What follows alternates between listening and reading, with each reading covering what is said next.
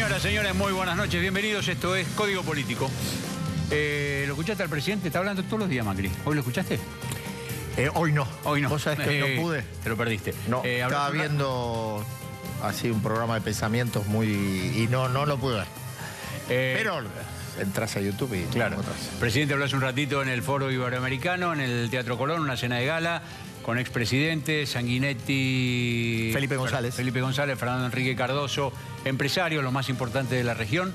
En esencia, la esencia de lo que dijo Macri es muy parecida, no podía ser de otro modo, a lo que planteó el lunes en el Centro Cultural Kirchner, cuando presentó una lista de buenos propósitos, de reformas posibles y deseadas por él y por su equipo para la Argentina, reformas fiscales, impositivas, académicas, en la justicia, en el sistema previsional. O sea, el plan de reformas con el cual Macri cree que se puede encaminar a la Argentina, en la medida que esto se vaya aprobando y cumpliendo, se puede encaminar a la Argentina en una senda que deje atrás muchas décadas, muchas, de ineficiencia, de obstrucción al desarrollo económico, etc.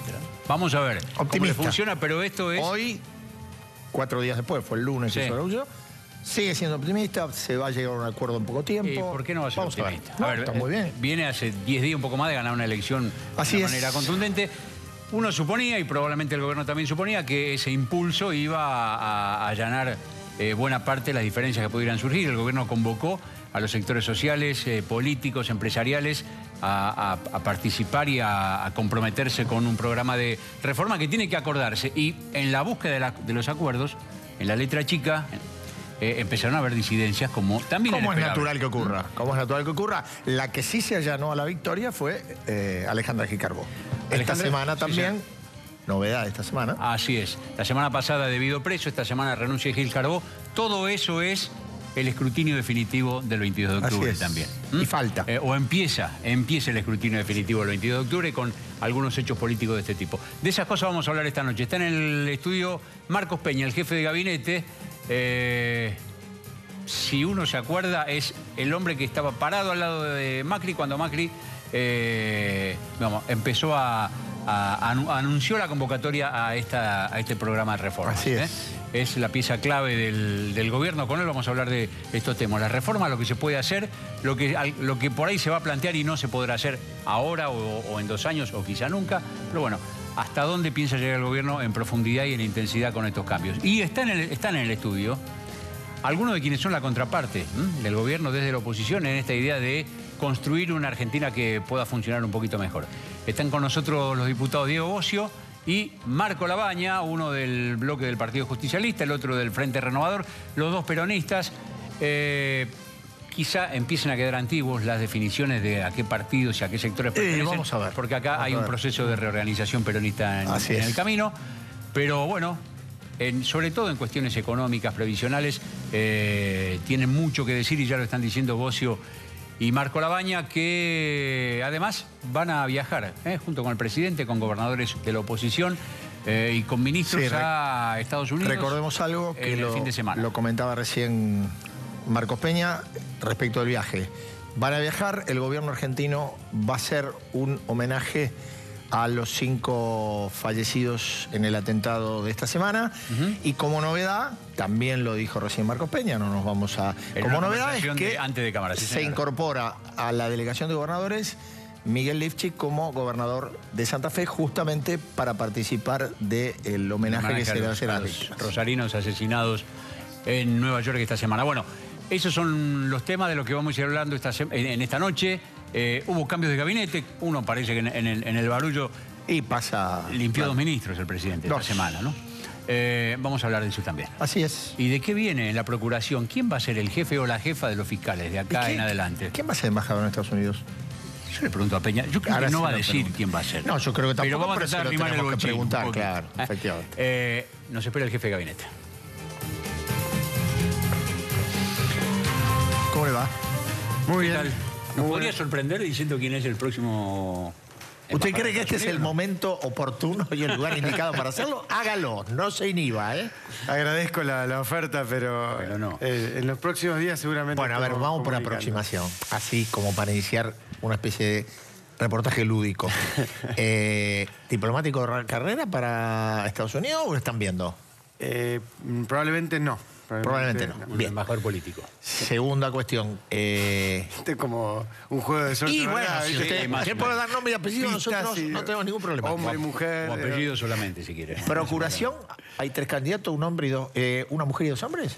Por ahora. La verdad que no hay apuro. Lo primero hay. que vamos a tratar de consensuar es la ley que reforme Del Ministerio Público.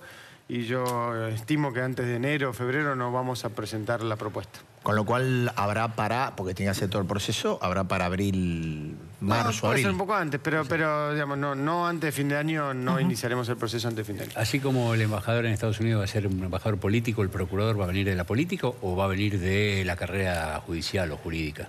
No, para ser consecuentes con lo que hemos dicho en estos 2 años, claramente creemos que tiene que ser alguien de perfil técnico, judicial, digamos, que sea alguien indiscutible en términos de jerarquizar ese Ministerio Público que estuvo tan marcado por la agenda partidaria estos años. ¿Ustedes esperaban que, como pasó en estas últimas horas, haya 5 gobernadores, entre ellos algunos de Cambiemos, y la cúpula de la CGT, cada uno por sus temas, pegando el primer grito en la negociación diciendo esto así no va, por las reformas que está proponiendo el gobierno? Parece que es natural que en una propuesta ambiciosa de reforma tributaria, la más ambiciosa probablemente en muchísimas décadas en la Argentina, para corregir un muy mal sistema impositivo como el que tenemos, puedan surgir disidencias. Y es natural, y creo que cuando uno mira el grueso de todo lo que se viene planteando, las discusiones son discusiones obviamente sensibles y puntuales, pero que no hacen al nudo de la propuesta de reforma. Y estamos convencidos, la semana que viene vamos a generar instancias de diálogo con los 3 sectores que de alguna manera están planteando objeciones, que es el sector del vino, el sector de lo que es Tierra del Fuego y algunas cuestiones vinculadas al azúcar en Tucumán y otras provincias, para empezar ese proceso de diálogo. Lo más importante es lo que aclaramos en todos lados. Esto no es una imposición. Nosotros, que de verdad, cuando planteamos un diálogo, una búsqueda de consenso, creemos en eso. Nosotros hacemos una propuesta, escuchamos a todas las partes y vemos de buscar los puntos en común. Pero creo que en general, y he hablado con varios de los que han tenido objeciones, y creo que pasa lo mismo con la discusión de la CGT. Sí, lo mismo con la discusión de la CGT. Primero, hay un consenso bastante importante en la búsqueda de llegar a estos acuerdos. Y eso se mantiene y se ratifica. Segundo, hay canales de diálogo permanente para buscar en la letra más chica los acuerdos. Y tercero, ninguna disidencia, por más fuerte o más débil que se plantee, va a eliminar ese espíritu de trabajo en equipo. Ahora, recién decía Héctor Baer, hace un ratito nomás, que a él lo había sorprendido que el gobierno había hablado de reformas, lo que no había hablado, y que según los papeles que él tenía, era de que se podía avanzar sobre los convenios colectivos. No. ¿Es así? ¿No es así? Sobre los convenios colectivos no hay un planteo de eso. Puede haber algunas discusiones puntuales en la propuesta sobre el contrato del trabajo y demás, pero no sobre el espíritu estructural de lo que es nuestro sistema laboral, nuestros derechos laborales, no se altera, al contrario.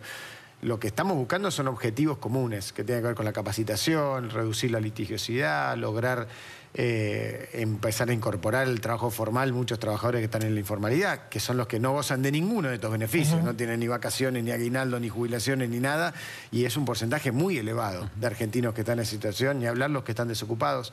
Y es lograr en ese contexto, al igual que la reforma tributaria, promover la creación de empleos, cosa que en la Argentina está estancada hace varios años.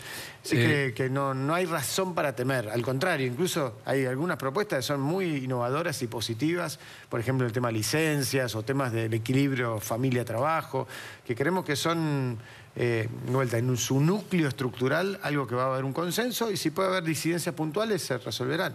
El tema jubilados, reformas en el sistema previsional, reformas en el cálculo para ajustar los saberes según indica la ley, los plazos es la parte probablemente más sensible, y uno diría, son los que menos defensa tienen, no tienen la defensa de los gobernadores, ni la defensa de los sindicatos, ni la defensa de los empresarios. El jubilado está un poco a la suerte de las cosas que se decidan. Bueno, y por eso nuestro primer compromiso es que lo que estamos planteando asegura no solo mantener, sino aumentar el poder adquisitivo de las jubilaciones. Ahora, ¿cómo aumentaría? Perdón. Porque está bajando la inflación. Porque la inflación... Bueno, pero si se punto, ajusta por índice de inflación... No, porque justamente primero lo estamos proponiendo hacerlo trimestral. Sí, Segundo, otro era semestral. Lo que estamos planteando es en un periodo de 3 años, mientras trabaja la Comisión de Reforma Previsional, con amplia representación de todos los sectores, con especialistas... para ¿Hacer en 3 años qué cosa, perdón? Una propuesta de reforma integral del sistema previsional. Que consideramos que es necesario. El sistema previsional nuestro tiene muchos problemas de sustentabilidad, pero también problemas de desigualdades y de injusticias, y no creemos que en ese contexto discutir la fórmula, estemos discutiendo una fórmula que no tenga vulnerabilidades, la actual. Pensemos que en los últimos 3 años, sí, en 2 años se perdió poder adquisitivo.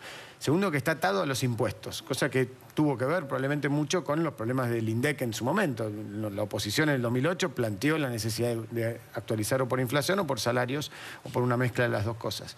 Se optó por este camino. Ahora, justamente como está atado a la recaudación, cualquier rebaja de impuestos afectaría a los jubilados. Sí. Entonces, lo primero que decimos es, hay 34 países en la OECD, los países más serios y que nos queremos mirar, ninguno de ellos se actualiza por impuestos, por un montón de razones. Entonces decimos, primero, dentro de esas premisas, en estos 3 años, mientras discutimos la cuestión estructural, la fórmula trimestral de inflación garantiza que aumenta el poder adquisitivo de las jubilaciones y creemos que es un paso positivo y necesario para incluso dar previsibilidad en un contexto de rebaja impositiva. Digo, ese sería el primer paso a dar mientras se desarrollan los 3 años de negociación. Exactamente. Que sobre todo, más que negociaciones, primero bueno, de reformular técnico. el sistema. Claro, diagnóstico técnico, porque hay cosas que seguro creemos que se pueden mejorar. Llegado el caso, si esa comisión de especialistas y notables a los 3 años dice, no, nuestro sistema es perfecto, no hay nada que tocar, es un ejemplo, bueno, será ese el consenso. No creemos que sea así. De hecho, también Mauricio lo planteó el lunes, las cuestiones de las distintas edades en los regímenes de las distintas provincias, los regímenes de privilegio, como se llaman, pero que en realidad son las distorsiones, más la cuestión en general de cómo es hoy la sociedad respecto a cuando se diseñaron muchas de estas reglas. Y cómo va a ser en los próximos 20, 30 años. Ese es el debate que nos tenemos que dar. En ese contexto abrís un paraguas de una discusión más corta y donde garantizás que en estos próximos 3 años la inflación va a estar bajando, con lo cual si la inflación está bajando y actualizás trimestralmente, siempre va a salir ganando el jubilado. La idea del gobierno, pues, como se ve, habrá que implementarla y ver qué piensan los demás. La idea del gobierno respecto a los que cobran, que los jubilados que, gracias a la moratoria que se hizo en el gobierno anterior, se jubilaron sin haber hecho aportes, ¿sigan cobrando el mismo haber mínimo que los jubilados que aportaron toda su vida o se va a buscar una diferencia en eso? Son como 3 millones de un lado y 3 millones del otro, más o menos. Sí, o más. Hubo discusiones en ese sentido, pero por lo que entendemos es una discusión muy técnica, donde en principio no es posible separar la discusión, ¿no? Está claro que es una de las cuestiones que ha surgido en el debate, pero a priori nuestra mirada es una mirada igual. Peña, ¿cuál sería, según la visión suya y la del gobierno, la medida o el grupito de medidas que puedan ser fundamentales para destrabar el crecimiento de la producción en la Argentina? Porque mientras discutamos un país que crece poco o no crece como pasó los años anteriores, ninguna solución va a ser sustentable. Bueno, creo que todo juega en un sistema bastante parecido, digamos, ¿no? La discusión de mejoras en torno a las normativas laborales, como decíamos antes, las mejoras en el sistema tributario, que es muy importante destacar y lo venimos diciendo, nosotros estamos convencidos que el 100% de las economías regionales se ven beneficiadas con esta reforma impositiva. No es lo que piensan algunas economías regionales hoy, ¿eh? Por eso la semana que viene vamos a discutir con números. Eso es lo bueno, decir, bueno, a ver, hagamos las cuentas en limpio, porque creemos que sí. Pero de todas formas, son 3 casos sobre muchas economías regionales las que están en todo caso en discusión, ¿no? Modificar la estructura impositiva para dar esa señal de que vas rumbo a eso, más la posibilidad de acordar un presupuesto y un acuerdo fiscal con los gobernadores para ir garantizando que los títulos que todos podemos estar de acuerdo de lo que se dijo el lunes se plasmen en la realidad y que bajemos de a un punto el déficit fiscal nacional, que acordemos con la ley de responsabilidad fiscal, que ha sido una iniciativa de 22 provincias con el gobierno nacional, que las provincias también vayan en ese sendero, que sigamos bajando impuestos provinciales, como bien hizo ahora Córdoba, Buenos Aires y la Ciudad de Buenos Aires con ingresos brutos. Son buenas señales en la dirección de decir, bueno, todos vamos aportando en esa misma dirección. Entendemos que el nudo central de esto pasa por lo fiscal también, con la polémica por el Fondo del Conurbano Bonaerense, la discusión de cómo asegurar que todas las provincias vamos en la misma dirección y el gobierno nacional vamos en la misma dirección. Y esa es construcción de confianza donde somos muy optimistas. Eso es un paquete. Después hay muchísimas normativas, desde defensa de la competencia hasta la ley de mercado de capitales, de desarrollo de proveedores, son herramientas más concretas, sectoriales. Y después hay otro capítulo que es central, que son los acuerdos sectoriales productivos. Ayer el senador Pereira de Neuquén decía, yo estaba en el Senado, que gracias al acuerdo de Vaca Muerta, ya hoy está creciendo el empleo en la zona de Vaca Muerta, en Neuquén, y que ellos estiman más o menos 75.000 puestos de trabajo nuevos en los próximos años en Vaca Muerta. Y eso surgió de una mesa de trabajo, sindicatos, empresas, gobierno provincial, gobierno nacional, todos tratando de ceder un poco para después salir ganando, ¿no? Y así se ha hecho con muchos sectores. Mientras vamos avanzando en el desarrollo de la infraestructura, mejorando la calidad institucional, vinculándonos con el mundo. No hay una sola variable, pero todo va en esa dirección y que se resuma en un tema central para también la tranquilidad de la gente cuando se dan estas discusiones. Todo el foco está puesto en la reducción de la pobreza. Todo el foco está puesto ahí, porque no hay posibilidad de desarrollar un país sustentable si no reducimos la desigualdad y la pobreza. No hay posibilidad. Creemos que la generación de empleo es el camino más fuerte, junto a las políticas sociales y el cuidado de los sectores más vulnerables. ¿Cuánto estiman ustedes, teniendo en cuenta que, bueno, estamos en un paréntesis hasta la composición de un nuevo Congreso, que el año que viene es un año libre, pero que ya se mira para el 2019. ¿En qué tiempo suponen ustedes que esta reforma, no digo que esté integralmente plasmada, pero los aspectos centrales pueden estar más o menos acordados? Separaría ahí lo que es más urgente, que tiene que ver con todo este paquete del acuerdo con los gobernadores, con el Congreso y con la CGT, que de vuelta creo que viene muy bien por una responsabilidad y generosidad también de los sectores de la oposición que están buscando construir esos consensos, entendiendo que construir consensos no implica volverse oficialistas, sino que de cada uno de su identidad buscar ese punto de bien común y que la sociedad nos lo está demandando. Y después es un poco lo que también dijo Mauricio del reformismo permanente. Nosotros no creemos que haya un punto de llegada, decir, bueno, ya está, hacemos estas 10 cosas y la Argentina estamos ya en el rumbo. Primero porque todavía tenemos mucho que recuperar del terreno de las malas políticas de las últimas décadas o de la falta de acuerdo, sobre todo del rumbo en la Argentina. Y después ser conscientes que estamos en un mundo de hipercambio, en un momento de transformación plena. Como nos decía el primer ministro de Israel cuando estuvo acá, decía, hoy el país que se queda quieto se queda atrás. O sea, tenés que correr y mucho, reformar y mucho, estar muy actualizado para mantenerte en el lugar donde querés estar. Y eso creo que es el compromiso más lindo para plantearle a la sociedad, esa aventura de decir, bueno, vamos a jugar en primera, vamos a jugar en el mundo, vamos a mostrar el potencial que tenemos, vamos a competir, vamos a innovar, vamos a esforzarnos, pero con mucho entusiasmo de ser un contexto de transformación histórica para nuestro país. ¿Cómo se hace para romper una cultura empresaria de acomodarse a las circunstancias, echar la culpa a las circunstancias y resignar el desafío de la competitividad? Porque ahora le van a bajar impuestos a la producción, ¿no? Bajar ingresos brutos, como ya hicieron algunas provincias. Leí por ahí que lo que se devuelve a los sectores empresarios para que incrementen la producción es como un punto del PBI en impuestos, muchísimo dinero. ¿Ustedes creen que los empresarios van a invertir más? Al bajar sus costos van a abaratar los productos, van a arriesgar crear empleo, blanquear el empleo, o diciendo, bueno, en estas circunstancias que son más cómodas, bueno, nos irá un poco mejor, tranqui? Hay algunas cuestiones que son básicas para nosotros. La primera es, tenemos que marcar un rumbo de futuro. La Argentina ha carecido muchas veces un rumbo compartido de futuro. Y en ese contexto es muy difícil invertir y pensar a largo plazo. Segundo, vamos a pensar lo mejor de cada sector. Vamos a apostar a lo mejor de cada sector. Y obviamente, porque creemos que esa es la confianza que genera el trabajo de interacción.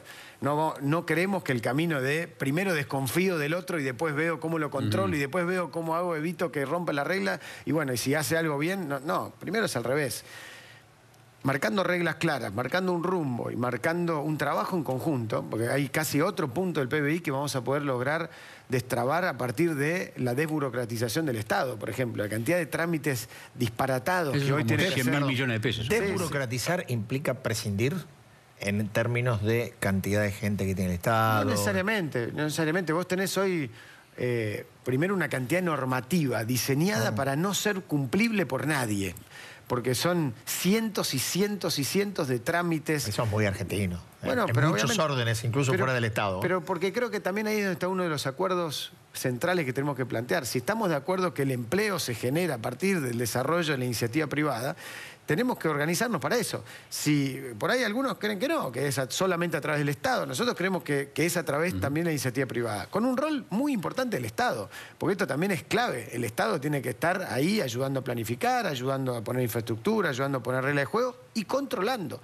Y en eso también creo que fue una frase muy fuerte de Mauricio el otro día, cuando dijo, vamos a ser implacables con la cartelización, implacables con esa actitud del empresario que dice, ¿cómo hago para tener un beneficio propio a costa del consumidor o a costa de la competencia? Y nosotros creemos, somos optimistas, claramente, que el tejido productivo argentino, el emprendedorismo argentino, es uno de los mejores de la región y del mundo. Juega en primera en cualquier categoría. Lo que necesitaba es un país que ayude a promover eso. Y también el otro acuerdo que es central en esto tiene que ver con que no hay futuro económico posible para la Argentina sin una integración inteligente con el mundo. No hay. Somos un país que produce mucho más de lo que consume en términos de alimentos, en términos de servicios, en términos de potencial de turismo, etcétera, pero que se ha a veces encerrado con la idea de vivir de lo nuestro, con la idea de que el mundo era una amenaza, y eso nos empobreció. Y la China de Mao en su momento planteaba en los colegios, los pizarrones, los chicos decían somos un país pobre y vamos a ser ricos cuando exportemos. Y lo fueron mentalizándose como país para eso, ¿no? Para recibir turistas, para generar inversión, para promover exportaciones. Estamos convencidos que lo podemos hacer. Ahora, usted citando a Mao va a confundir a mucha gente. No, pero que justamente estamos en una etapa donde tenemos que entender que muchas de esas discusiones ideológicas fueron una pantalla para cubrir ineficiencia, para cubrir incompetencia y para cubrir objetivos que no eran los que deberían ser, ¿no? Dígame, lo último por mi cuenta, renta financiera. Digo, es un buen anunciado, puede ser una buena fuente de ingresos para el Estado. Pregunto, ¿no suena contradictorio que un país que hizo un blanqueo histórico como el que hizo grave la tenencia de dinero? Una referencia clave para todo lo que hicimos en la reforma tributaria, un gran trabajo de Nicolás Duhovne y todo su equipo, un gran trabajo, creo, de una enorme complejidad, porque son 270 páginas, es realmente un proyecto muy, muy bien armado, es tomar de referencia que hacen otros países del mundo similares a nosotros. Si todos los países similares a nosotros, o que aspiramos a ser similares nosotros, tienen un gravamen a esto, ¿por qué la Argentina no lo tuvo en todo este tiempo? ¿Cuál es la justificación? Nosotros creemos que se puede tener perfectamente un gravamen que sea razonable, que no atente contra la inversión y que no se use justamente de bandera ideológica, sino como una herramienta más de un sistema tributario justo. Y si uno mira la propuesta, empezando por la rebaja de la inflación, que es el impuesto más perverso que hemos tenido como país, pues el que afecta más a los sectores vulnerables, al finalizar la transición de 5 años de esta reforma tributaria, vamos a haber dado vuelta un sistema tributario que cargaba en los sectores más vulnerables y aliviaba los sectores más beneficiosos de la sociedad, y va a ser a la inversa. Y al mismo tiempo va a tener un sentido que es fomentar el empleo y el trabajo. Creo que eso es la mayor fortaleza de este proyecto. Muchas gracias. Muchas Muy gracias amable, a ustedes. muy amable. 2 minutos, apenitas, seguimos en Código.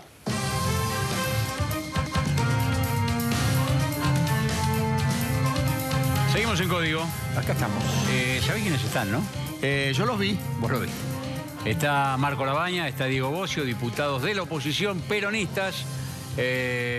Con ellos van a estar en la pulseada en el núcleo de algunas de las pulseadas por las reformas que está proponiendo el gobierno, a los cuales la oposición no se opone, pero dice, no, para un poquito, esto sí, esto no, vemos cómo lo hacemos.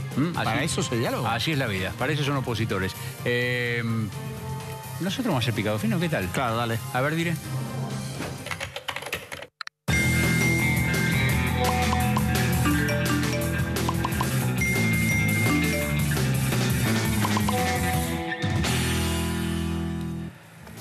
Bueno, decíamos que el presidente, sin mucho estruendo y sin mucho escándalo, se cargó 2 ministros esta semana.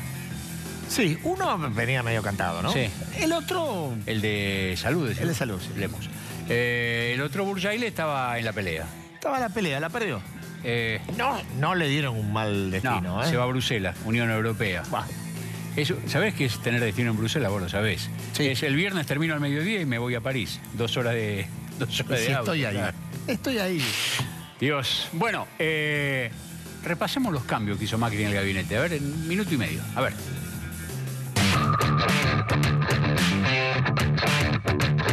Sí, juro. Juro. Sí, juro. Sí, juro. Sí, juro. Sí, juro. El 10 de diciembre de 2015, el presidente Mauricio Macri tomó juramento a los 20 ministros que conformarían el gabinete presidido por Marcos Peña. Sí, juro. Transcurridos casi 2 años de gestión, casi 1/3 de aquel equipo fue reemplazado. 6 ministros en 2 años. Alfonso Prat Gay, por entonces llamado el ministro estrella, fue el primero en dejar el gabinete. El ministerio fue dividido en 2 carteras. Nicolás Dujovne fue designado en Hacienda, mientras que Luis Caputo quedó como ministro de Finanzas. Había diferencias muy concretas en el funcionamiento del equipo y desde ese lugar es que yo doy el paso al costado. En mayo pasado, Susana Malcorra renunció a su cargo por motivos personales. En su lugar asumió Jorge Faurier, por entonces embajador argentino en París. El ministro de Educación, Esteban Bullrich, dejaba su lugar a Alejandro Finocchiaro, titular de esa cartera en la provincia de Buenos Aires. Lo mismo ocurrió con Julio Martínez, que dejó el Ministerio de Defensa. Su lugar fue ocupado por Oscar Aguad, quien dejó el Ministerio de Comunicaciones. Tras su contundente triunfo en las elecciones legislativas, el presidente Macri decidió apurar los cambios en el gabinete. El lunes le pidió la renuncia al ministro de Salud, Jorge Lemus. Su cargo será ocupado por el viceministro, Adolfo Rubinstein. Y el martes metió mano en agroindustria, donde el ministro Ricardo Burjail pasará a ser embajador ante la Unión Europea y le dejará su cargo a Luis Miguel Echeverre, titular de la Sociedad Rural Argentina. Cambiar a veces cuesta. Requiere que nos animemos a algo diferente. Pero ya no hay excusas para no animarse. Es ahora o nunca. En el cierre estaba Macri hablando del Centro Cultural Kirchner, Así se es. veía a los gobernadores. Varios peronistas. gobernadores. Sí. 6 cambios. A ver, el de ¿hay Lemus, más? el de Lemus Puede haber algo más. puede haber algo más. Puede haber algo más en un sentido de cambio y puede haber algo más en algún sentido de reducción de áreas ministeriales. Sí, está trabajando Mario Quintana, uno de los vicejefes de gabinete. Y Andrés Ibarra. Y Andrés Ibarra, el ministro de Modernización, en reordenar la grilla del gobierno nacional, achicar un poco probablemente quizá la fusión de algún ministerio, la fusión de algunas secretarías y subsecretarías, que son cantidad récord en la historia argentina, Sí. en Sí, este sí, momento. A ver, la salida del ministro de Salud estaba más o menos cantada, fue bastante ordenada. Sí. Entró el viceministro. Problemas de celeridad de gestión o falta de celeridad. En el caso de Burjail en agroindustria, ¿de qué se hablaba? También parece que al presidente no le satisfacía los tiempos en que se resolvían algunas cuestiones. No, y además ese hay área. otra cosa que, a ver, uno se da los gustos en vida Sí. y cuando Si además puede, cuando además está en un momento de alza, estómago en lleno, alza, claro. Entonces, desde el comienzo de la gestión, y la verdad que Burjail entró más que nada por una necesidad de articulación de la coalición Cambiemos para ocupar desde el comienzo a Macri le gustaba Echeverre. Sí. A ver. No estuvo al comienzo. A esta hora. Esta hora. Burjail es un hombre del radicalismo, pero sobre todo es un directivo muy importante de Confederaciones Rurales Argentinas. En ese sentido tiene el mismo perfil que Echeverre, que es el presidente de la sociedad rural. Es otro precio, es otro... Suena distinto. Sí. El presidente de Macri me parece que ya cree que sacar a un ministro radical no le va a crear problemas con el radicalismo. No le creo, de hecho. No le creo, porque además en la elección y con los candidatos que llevó Cambiemos, puso a 3 o 4 dirigentes radicales en condiciones de disputar en 2 años la gobernación. En La Rioja con el exministro Martínez, en Santa Cruz con Costa, sí, señor, y claro. me voy a olvidar alguno más por ahí. Esa fue la rueda de los cambios. Esta semana, hablando de gente que estaba y no va a estar, Alejandra Gil Carbó anunció que el 31 Se de va diciembre el 31. deja de ser la procuradora. Minutito de Gil Carbó. Alejandra Magdalena Gil Carbó, 59 años, abogada, divorciada, 3 hijos, una nieta, vegetariana. A los 16 años ganó el campeonato de la Federación de Esgrima, Procuradora General de la Nación de 2012 a 2017. En enero de 2015, el fiscal Guillermo Marijuán la imputó por el delito de incumplimiento de los deberes de funcionario público y abuso de autoridad. El 31 de agosto pasado declaró como imputada en el caso en el que se la apunta por la compra irregular de un edificio. Declaró: no tengo vinculación política con el kirchnerismo. Fui examinada durante 6 horas por los senadores que votaron en un 93% mi designación. Encontraron garantías de independencia. No tengo vinculación política con el kirchnerismo, me parece que... Ahí era Pinocho, eso era Pinocho. Acá hubiese sido Pinocho, No, el Pinochazo del hoy año. el Pinocho lo tiene otra persona, Bien. pero era Pinocho, A ver, Gil Carbó era, ya de hecho, sigue en funciones, pero muy, muy menguado su poder de acá a diciembre, era la pieza clave del dispositivo que Cristina Kirchner dejó sembrado en la justicia para protegerse ella misma y a su familia, cuando tuviese que dejar el poder. Así es. Y además para hostilizar, con una cantidad de fiscales de justicia legítima, hostilizar al gobierno y a los funcionarios del gobierno todo lo que pudiese. Punto 1, ese era el papel de Gil Carbó. Punto 2, muy bien, se ve que no le fue porque a la presidenta y a su familia, a sus hijos, en la justicia le va cada día un poco peor. Bueno. Así que muy eficaz no fue, sí en hostilizar y en imputar a los funcionarios todo el tiempo. Por más sistema defensivo que se haga, cuando dejaba el cárcel 50, ahí ya perdiste un poquito de protección. Lo dice el tango, afuera es noche y llueve tanto. Así es. Bien, así es. Gil Carbó, se va a ir entonces en muy poquito tiempo, va a quedar medio... Se va a ir, yo te voy a decir la fecha que se va. Se va el 19 de noviembre.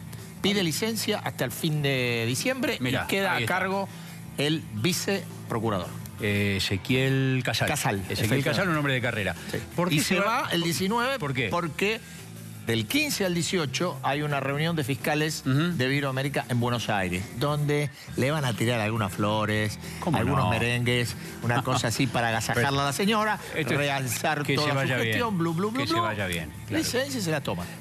Antes de eso, la semana que viene, Gil Carbó está en Roma, en una reunión de mujeres juezas. La va a recibir... Y la va a recibir Francisco. Al conjunto. La verdad que Francisco le hizo muchos gestos de apoyo, ¿no? Sí. Lo mandó a Gustavo Vera a llevarle rosarios. A ella Gustavo Vera. Vos lo conocés bien. Gustavo Vera. Gustavo Vera. Legislador porteño. Sí, pero... Bueno, ahora está terminando. Está un poquito menguada. Perfil más bajo. Su luz está un poquitín menguada. Sí. Tuvo muchas diferencias con Gil Carbó, el Santo Padre. Gil Carbó va a estar en esta delegación de mujeres juezas que la semana que viene, 6 de noviembre, están con el Papa en Roma. En esa delegación, si no me equivoco, viaja una mujer que es una de las candidatas a sucederla, que se llama Inés Weinberg de Roca. Está en la delegación de mujeres juezas. Es una jueza que hoy integra lo que sería la Suprema Corte del Tribunal Superior de Justicia, Corte Suprema de la Ciudad de Buenos Aires. Bien. Señora activa. Es una señora activa de una trayectoria jurídica muy sólida. Muy bien. El jefe de gabinete, Marcos Peña, dijo: de la política no viene el próximo procurador, tiene que ser un cuadro técnico. Bueno, esto es un cuadro técnico. Esta señora podría ser. Es un detalle que vaya al mismo gimnasio donde van Macri y Julián Aguada, ahí el Ocampo. Bueno. Pero ahí no tiene nada que ver con su trayectoria, simplemente que será vecina Macri ahí hace pilates y ella hace step. Son diferentes los dos. Bueno. Claro. No se consigue una Procuraduría General yendo al mismo gimnasio que el presidente, pero van al mismo gimnasio. Hay varios fiscales que también están anotados en esa carrera. Vamos a ver en qué termina. El poder de Gil Carbó se licuó ya. Hoy a los fiscales del Procubín los sacaron de la causa Maldonado. Sí. Los fiscales del Procubín fueron los que primero tomaron declaración a los mapuches sin que ellos encapuchados, sin que ellos se identificaran, y fue a partir de eso donde se armó todo el relato de que se lo había llevado la gendarmería, que se lo habían llevado a una ruta, que lo subieron a una camioneta, toda esa sarta de cuestiones incomprobables. Hoy, por lo menos hasta hoy, hasta el día de hoy, fueron armadas originalmente por los fiscales de Gil Carbón, el Procubín. Después llegaron los abogados del CELS para completar, para darle un poquito más de institucionalidad y pimienta.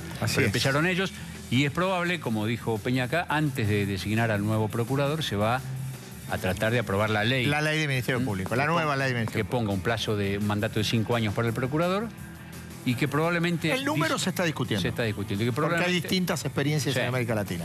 Y que quizá además va a disolver, probablemente, o se van a disolver, o quizá lo haga el interino, las fiscalías especiales que había creado Gil Carbó para poner fiscales de su confianza, de justicia legítima, por encima de los fiscales de carrera que no le garantizaban a ella hacer lo que ella, que no tiene vinculación con el kirchnerismo, estaba dispuesta a hacer. Así es la vida. ¿Nos esperan vos y lo Nos esperan. Venimos con ellos enseguida.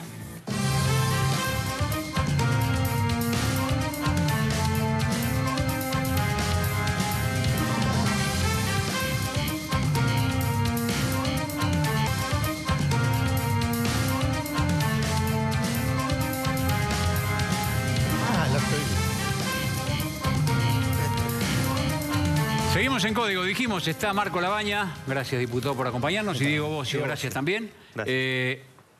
¿Es verdad que los dos van con la delegación del presidente de Estados Unidos, que lleva gobernadores de la oposición, y ustedes son los que van, sí? Sí, nos invitó... Por diputados. Es correcto. Nos invitó la presidencia concretamente a participar del viaje.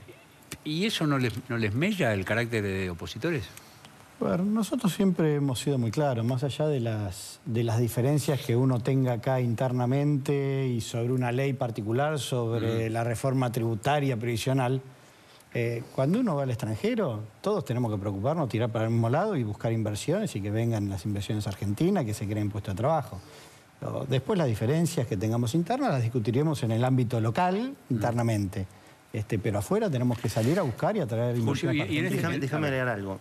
Nosotros veníamos reclamando diálogo, veníamos reclamando búsqueda de consenso, veníamos reclamando una metodología para resolver cuestiones que en la Argentina hay que resolver, y parte de ese diálogo y parte de esa lógica tiene que ver con hombres de Estado que discutan los verdaderos problemas de la Argentina. La discusión en el Congreso tiene que poner primero a los argentinos y luego las intenciones partidarias de cada uno de nosotros.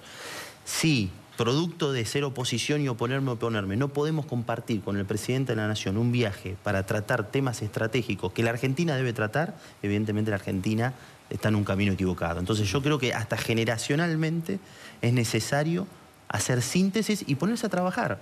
Yo hay muchas cosas que dijo Marco Peña que no comparto. Por ejemplo, el tema de la movilidad jubilatoria. Movilidad jubilatoria. El tema movilidad jubilatoria es un tema que nace como un problema en la Argentina. Nace como un problema frente que la Corte Suprema le pide al Congreso de la Nación que dicte una ley de movilidad jubilatoria. En un contexto en donde no había credibilidad de los índices. Sale la movilidad jubilatoria y la gente, la sociedad empieza a creer en un sistema. Y además fue beneficioso para los jubilados. Es cierto que en 2 ocasiones dio menos que la inflación.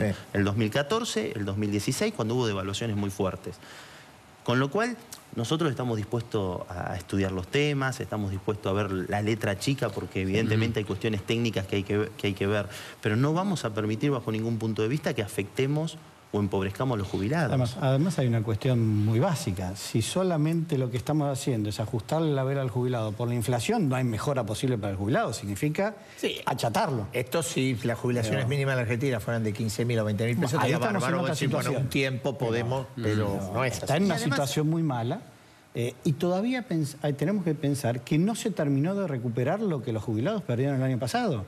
Entonces, estabilizar la situación en este estado donde todavía no recuperar lo perdido es algo muy malo. Nosotros no vamos a permitir ninguna modificación de la fórmula que signifique una pérdida para el jubilado. Si hacemos una modificación que sea un beneficio o un crecimiento de los saberes para el jubilado, bienvenido a la discusión. Con la misma coherencia que decimos esto, decimos hay que tratar los temas previsionales. 1 de cada 3 argentinos no está en el sistema laboral, está en negro.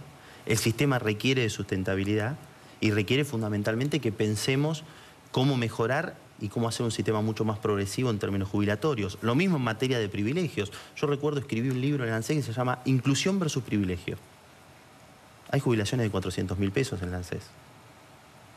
Y creo que hay que ponerlo sobre la mesa. Está bien. Pregunte, ¿de qué actividad, por tanto? Bueno, a ver, los jueces, los diplomáticos... Bueno, 380.000... y algunas decisiones judiciales de sistemas jubilatorios anteriores que no tuvieron en cuenta la prudencia de un sistema que tiene que verse de manera solidaria.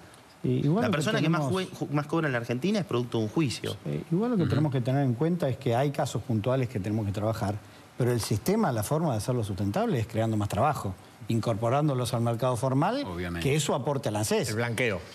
No es blanqueo solamente, es que tengas una economía que se esté moviendo. Porque vos podés tener un blanqueo.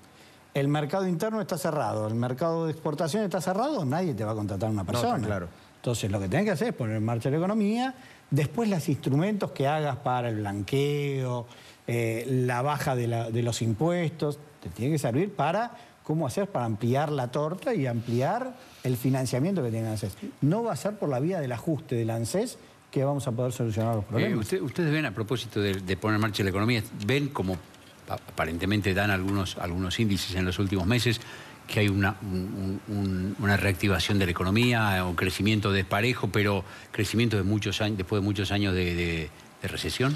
A ver, en el 2015 hubo crecimiento. Digo, para tampoco pensar que hace muchos años no teníamos crecimiento. Ahora, ¿cuál era la realidad del 2015? Estábamos recuperando lo perdido del 2014. Bien. Hoy lo que nos está pasando es lo mismo. Estamos recuperando lo que se perdió el año pasado.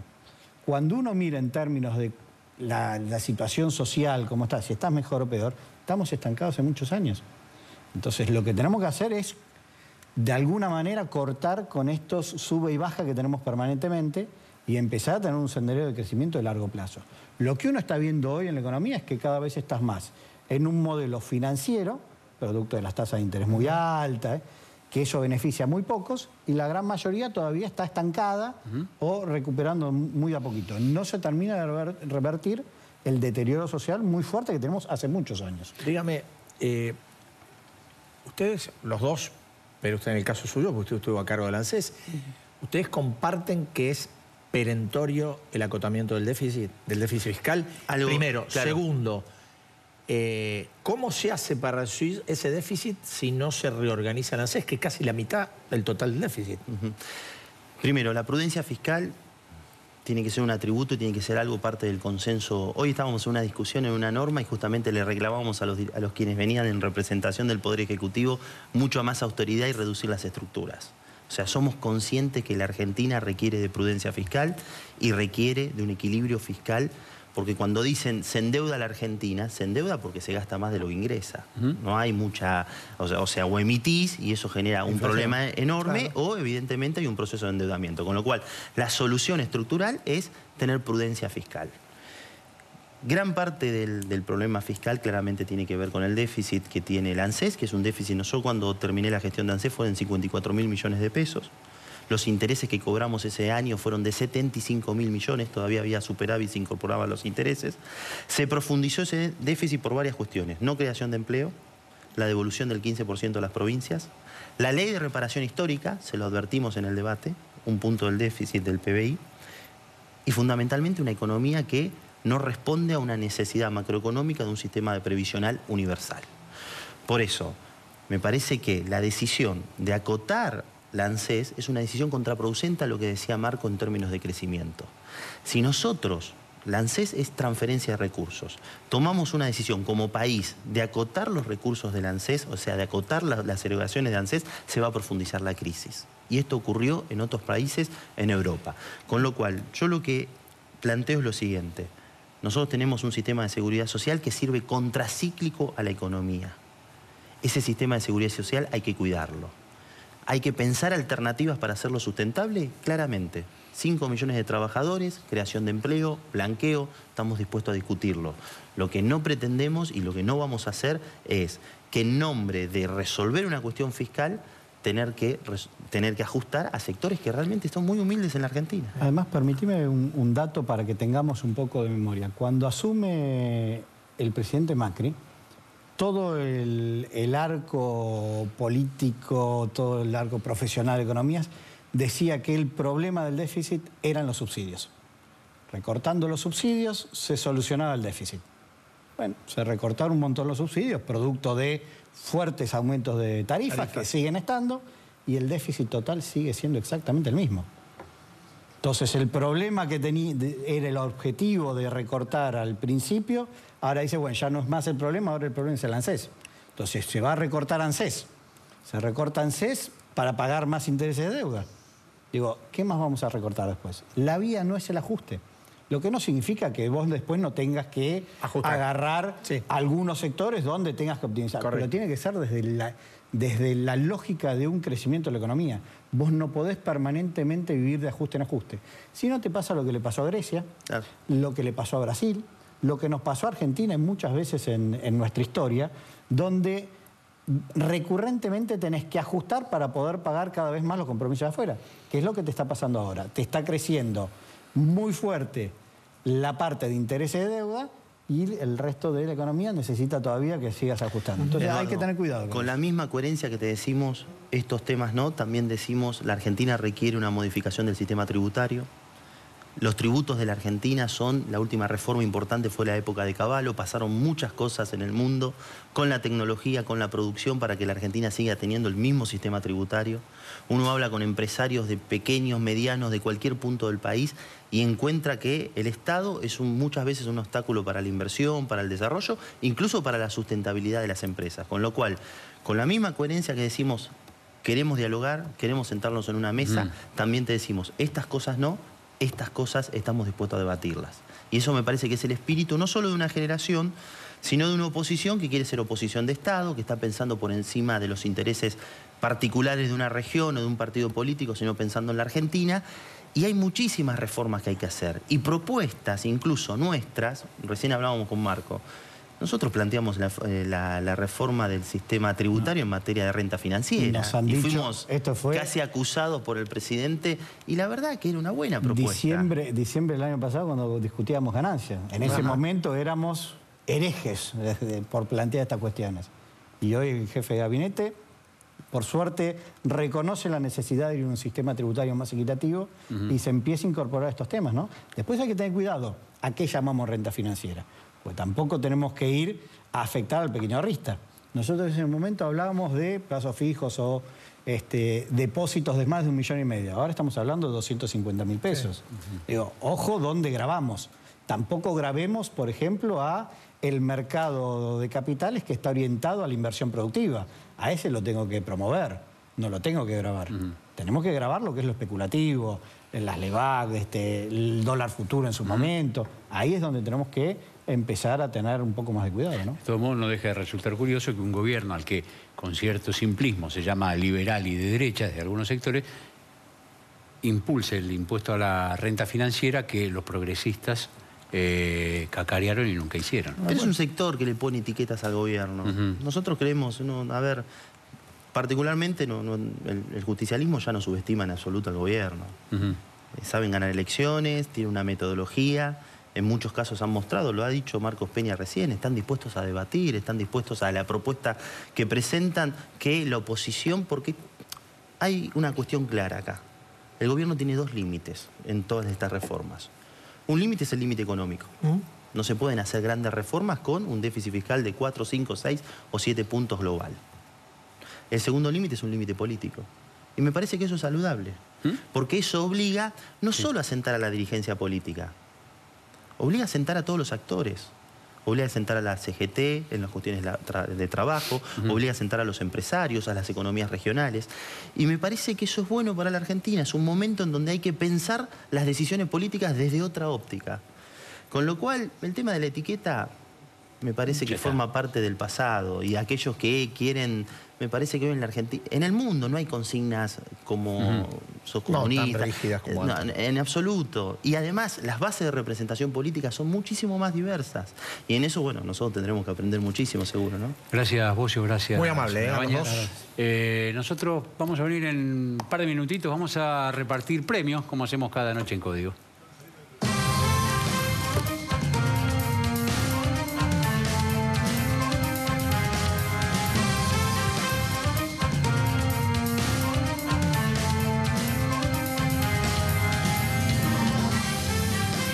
Muy bien, seguimos en Código, vamos a ir cerrando esta noche. Sí, vamos. Acá viene el medallero, señores. Medallas, premios. Medalla de oro, ahí viene.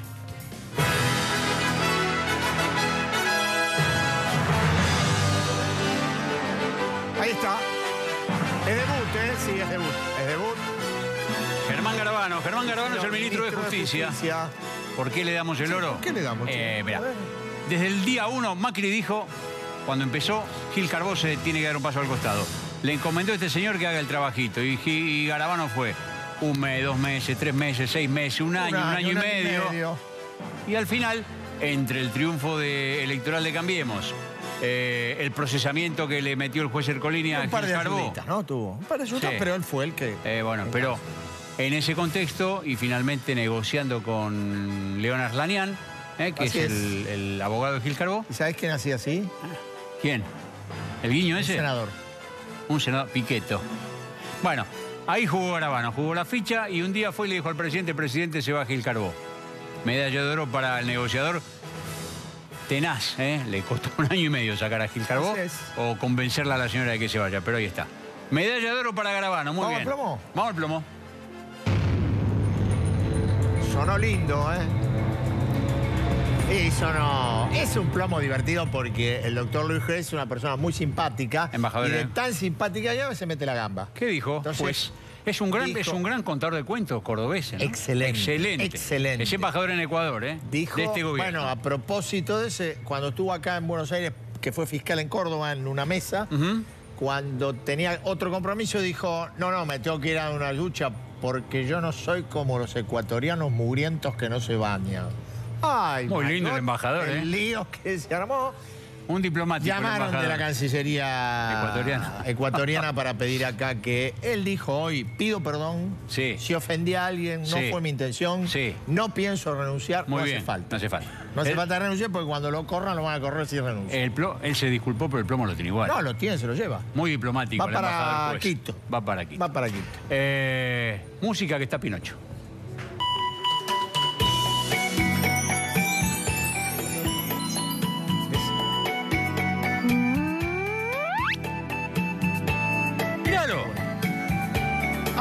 Amado Vudú. Y, perdón. Ex vicepresidente. Va a ser papá. Tengamos un poquito de... ¿Va a ser papá? Va a ser papá de mellizos. Muy bien, Amado. Sí, señor. Bueno, Vudú papá de mellizos. Está en juicio oral por el caso Chicones, cuando se quiso manotear la imprenta que hace billetes, él y un grupo de amigotes. Bueno, lo invocaron mal y ahí está, en juicio oral. Papel central en eso tiene el testaferro de Vudú, que es un señor que se llama Van den Broele. Pero perdón, porque vos estás contando la historia, está muy bien. Bueno, pues esto viene a está muy bien, pero ¿y el Pinocho por qué? Pero vos sabés por qué. ¿Yo sé por qué? Sí, vos sabés. Bueno, ocurre que esta semana, en la sesión del juicio oral, le preguntaron por Van der Broele. Y dijo, la primera vez que vi a ese señor... ¿Van der Broele? No, Vudú. Vudú dijo. La primera vez que vi a ese señor por Van der Broele fue en esta sala. Eso dijo. Vámonos. Dile, Pinocho va, dile, apague las luces, nosotros nos vamos. Ya está. Con Vudú. Chau. Hasta el jueves.